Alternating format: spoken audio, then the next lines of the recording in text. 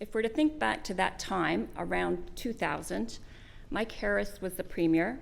The Toronto region was growing very quickly by about 100,000 people, or a small city every year. We had a feeble Greater Toronto Services Board.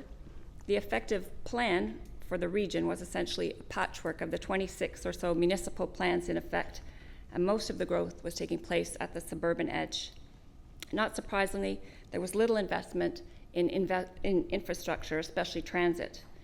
And we seem to be heading toward a fragmented, underserviced, sprawling megalopolis. But even the rate and scope of that and of our decline, we couldn't be sure because we had no real data or information on trifles like regional development patterns or the economy. The Neptis Foundation was founded in 1999 through the generosity and civic-mindedness of Martha Shuttleworth, with Tony as executive director.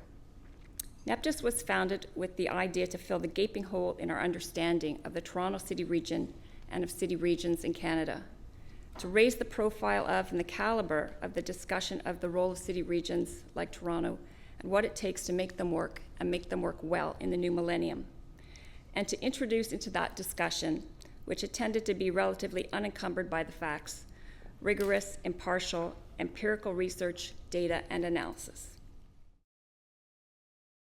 The first major Neptis project, undertaken under Tony's direction, was the Portrait of a Region project, which provided a comprehensive yet detailed snapshot of the Toronto region at the start of the new millennium, looking at the economic, built and natural environment, and social context for planning in the city region, and in so doing, laying a clear basis and rationale for a regional planning agenda.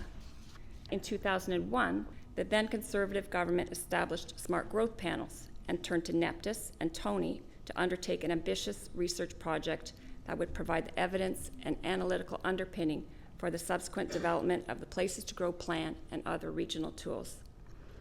The Neptis Smart Growth issue papers represent one of the most thorough, comprehensive, and forward-looking projects ever undertaken for an urban region, exploring issues and policy responses related to air, water, and soil quality, agriculture, energy use, protecting greenlands, social change, the regional economy, modeling alternative urban form options for the region, and more.